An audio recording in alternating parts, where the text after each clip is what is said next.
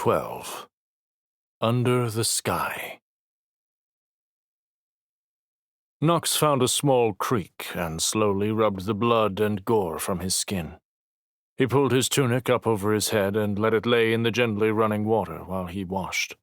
It wouldn't get completely clean, but it would keep the flies from assaulting him while he searched for the camp. He watched red streams run in rivulets down his arms as he poured the water over himself by the handful. He'd never gloried in killing, but today it burned in him with a righteous fury. Crouched before the water, he felt oddly at peace. This season had reshaped him more than any other, these past days even more so, bringing clarity to what was important and worth fighting for. His breath came easy, not delighting in the deaths, but knowing those he protected were safe. He lifted the shirt and began rubbing it against a large stone, working out the gore. He wondered what Logan's reaction would be at his actions, and if this would set them at odds once again. He had very specific ideas on who Knox was meant to be. Was a ruthless killer one of them? He pulled at his strength as he wrung the shirt dry for no other reason than he could. Stubborn moisture dripped from the fabric. After months of living without it, he relished the flush of heat under his skin. An old confidence sparked to life. He was once again capable of changing the world, and more so, charged to, how and where he saw fit. He pulled the damp tunic back over his head and glanced at the bloodied club next to him. Most of the sharp edges and stray roots poking free of the central knot had been knocked free, leaving a dense ball on a short, thick shaft. He grabbed the stalk and tested its weight in his hand. It was heavy, but surprisingly balanced. He dipped it into the creek. As the blood rinsed free, the color became vibrant, a deep golden sheen, with darker grain lines swirling around knots as they twisted into one another.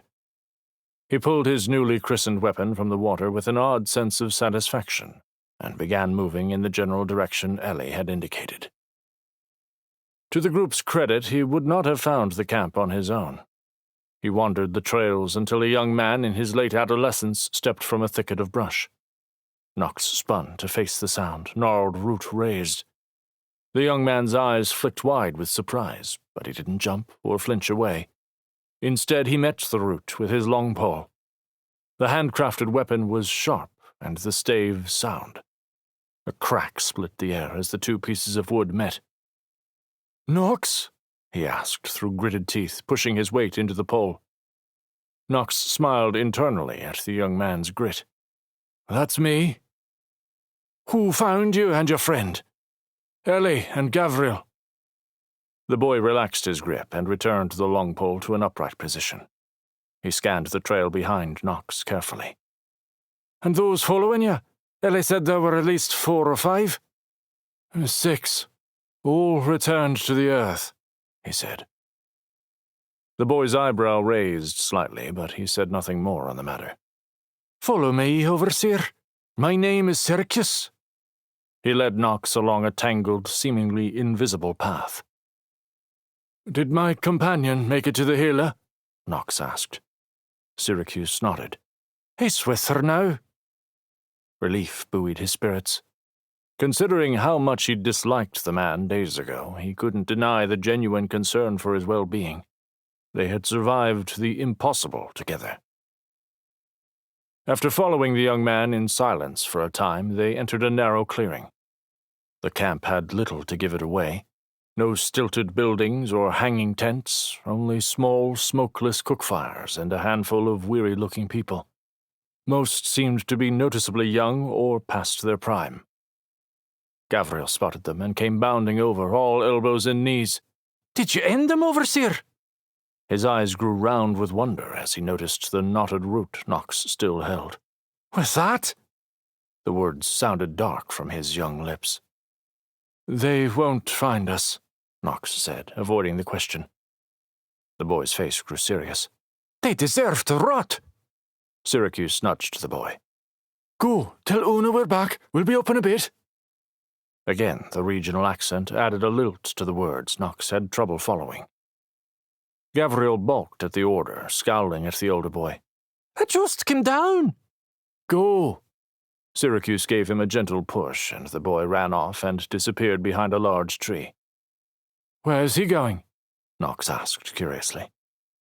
Syracuse tipped his chin skyward. "Up there."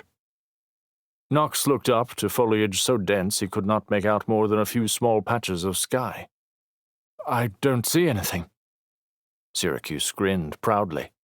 "It started small, but we have enough platforms now to fit everyone. We'll go up once we get you something to eat." At the mention of food, Knox's stomach growled loudly, but his step faltered. Syracuse noticed. "Don't worry, overseer. We know the vows. A fire has been made for you to prepare your own meal in peace." "Thank you," Knox said. "The children said your overseer was taken." Syracuse's face darkened and transformed him into a dangerous-looking young man. "That was the first move they made against us.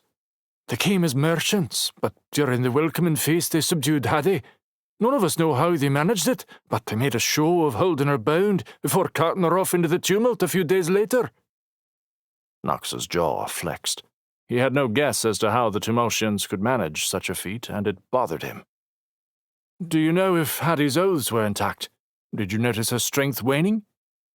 "She helped unload wares that very night. She only recently returned from the capital after taking her final vows. Her matron stayed behind." "New and untried, up against an aggressive raid." Knox grimaced. Syracuse rubbed the bridge of his nose, his eyes turning glassy. "We tried to fight, but they overpowered us. Most were killed in those first days. The army arrived not long after." "Army?" Alarm ran like tingles up his spine.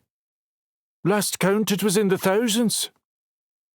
Tumultians didn't amass in force. Individual clans frequently pushed inland from across the tumult, but an entire army? Sky help us. New weapons, and now this? The whole region could be in more trouble than he imagined. "Did they make any formal declarations?" "Nothing more than claiming this was their land. We've lived here for generations beyond memory," he said hotly. Knox gestured around at the camp. "This is all who escaped?" Syracuse nodded. "I was sent to hide my brother and sister when the fighting started. Una found us not long after. She's the one tending to your friend." Pieces began to click together. "Ellie and Gavriel are your siblings? I wanted to fight, but my mother made me swear to the sky to protect them." "And you honored your oath," Knox said, seeing the boy's frustration. "No one can ask more of another than that." Syracuse straightened at the comment. "Thank you, overseer." He pointed to a small fire and a collection of ingredients gathered on an old stump. "If you need anything else, let me know. We don't have much, but what we have is yours. I'll wait back at the oak for you." "Thank you," Knox said, and the young man turned and walked away without further comment. The lack of food didn't weaken him, at least it wouldn't for a long while, but with his strength came a near-bottomless appetite. Knox eagerly set to work. Emilia had often teased him that the cluster had to grow an extra field to keep him fed. Luckily, when he gave up his strength, his appetite had diminished, or they would have been destitute. He selected several items, dropped them into the pot, and added a thin covering of water, letting the simple collection steam while he stared into the flames beneath. His thoughts drifted to Emilia. He could only hope she was safe and finding comfort with her family. Suddenly restless, he hurried through eating. Syracuse waited at the large oak in exaggerated casualness. "Thank you for the meal." "Our pleasure, overseer." He pushed himself to his feet and gave Knox an eager grin, motioning him to follow. He led them around to where a rope ladder hung. Thick branches made up the rungs and were worn smooth from use. Syracuse stood to the side, allowing Knox to go up first. At ground level, the camp was dim and cut off from the sky by a thick canopy. Now, as he reached the top of the ladder and stepped onto a solid landing, Knox could see the camp was merely in the shadow of cleverly woven platforms.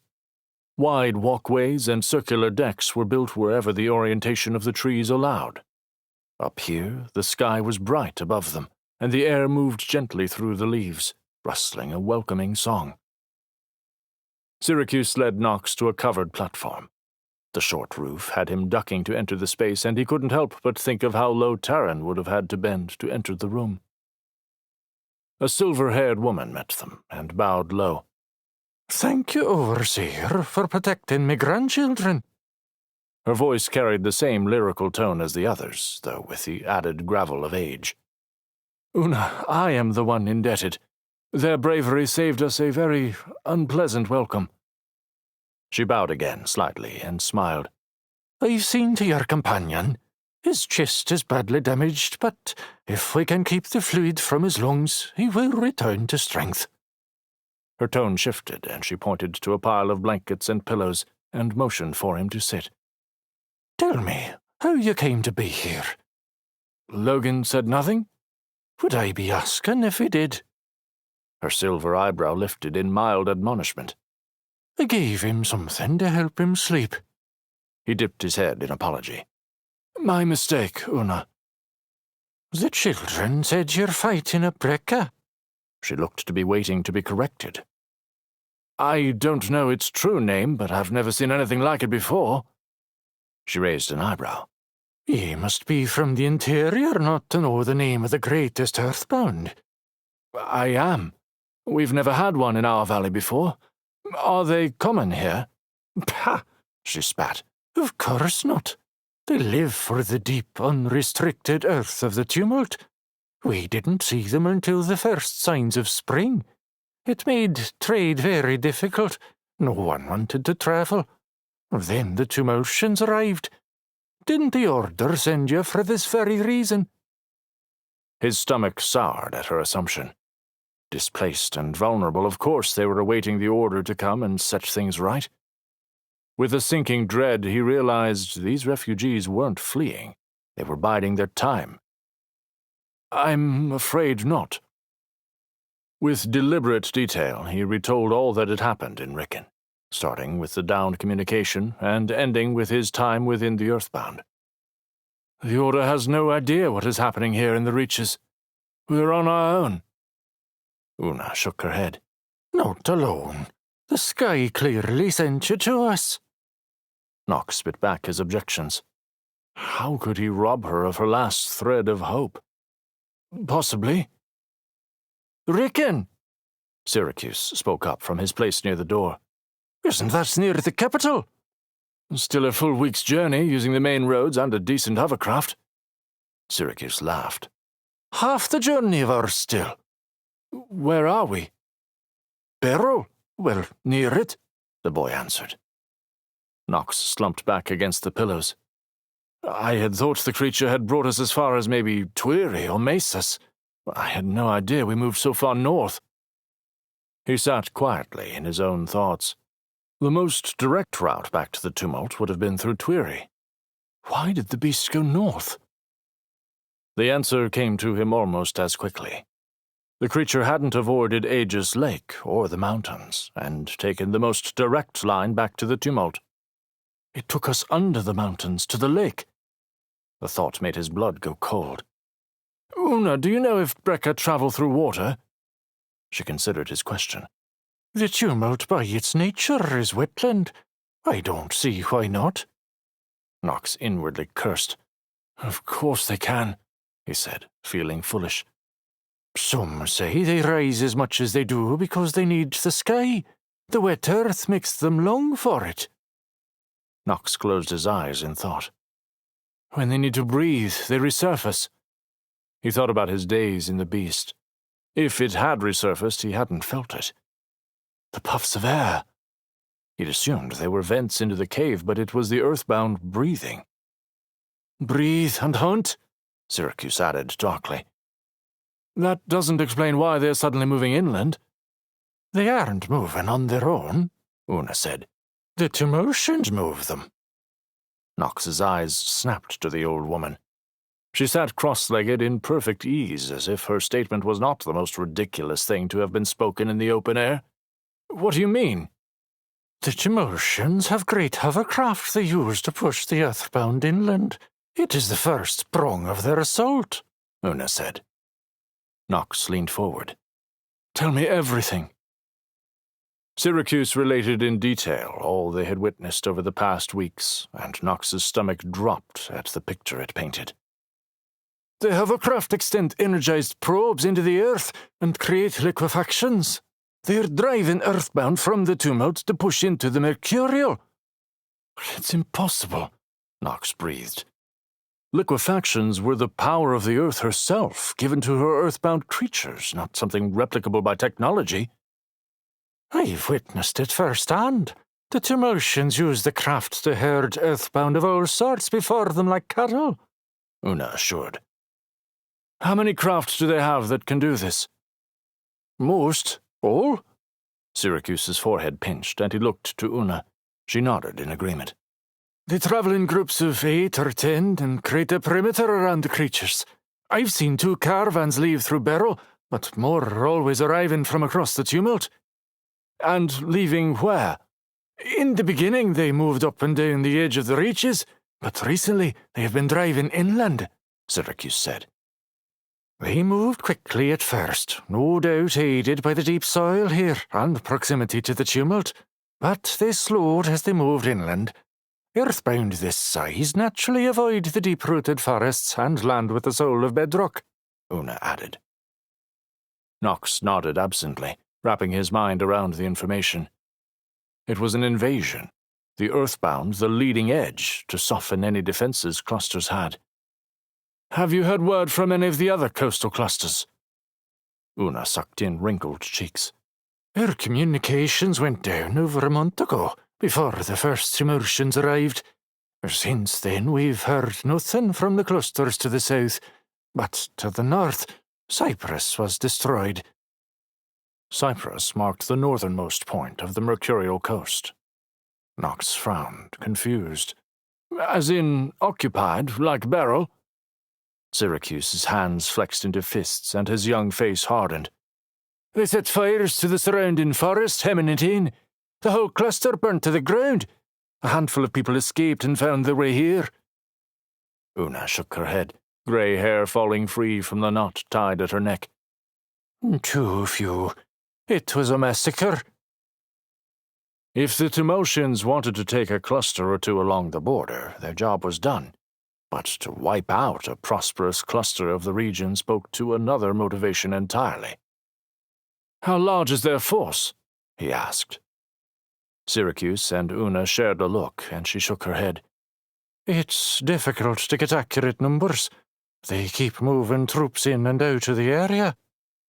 We've been kept busy trying to gather supplies and have had to cut down a number of scouts watching them, Syracuse explained, looking chagrined. I'm going to need to see this for myself. We could get you in close, the younger man said eagerly, straightening his shoulders. How soon? As soon as possible. A flicker of concern swept across the creased features of the older woman. For what purpose? The question surprised him. I need to give the Order an accurate report. She raised a greyed brow. Even if you get all the answers you need and leave today, help from the Order would be months away.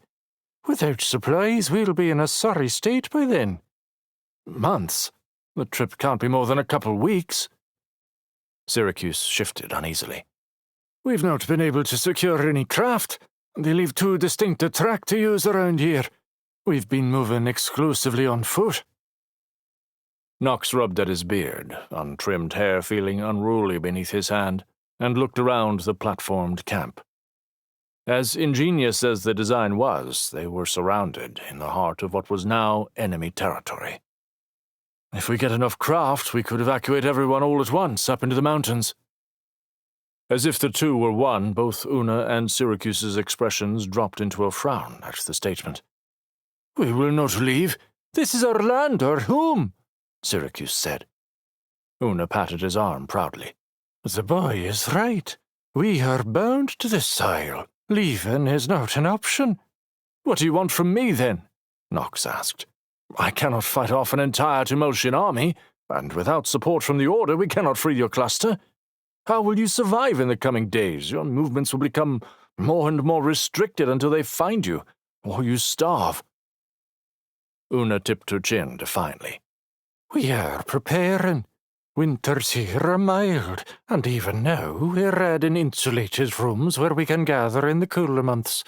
I have no doubt the sky sent you to us to help keep these people safe and alive. His stomach knotted. His next steps always seemed so clear to those who didn't hold the oaths. He couldn't leave them to starve while he ran home, but neither could he stay here indefinitely. The Order needed to be warned of what was coming. Other clusters would need his help. The answer came in a flash of inspiration. I need a craft to return to the Order, and you need supplies. Syracuse's eyes lit with fresh fire. A raid?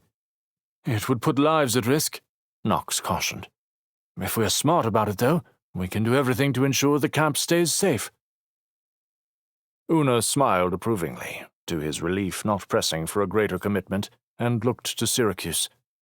Send out the word to the scouts and have all but those we need for defence come in.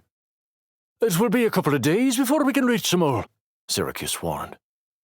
Una waved a hand in the air as if the time were meaningless. We will set the raid for 4 days from now, if it agrees with the Overseer. The idea immediately chafed. They didn't have time to waste, and yet his eyes rested on the young man's eager expression. He would need all the time he could get to prepare this group for a raid.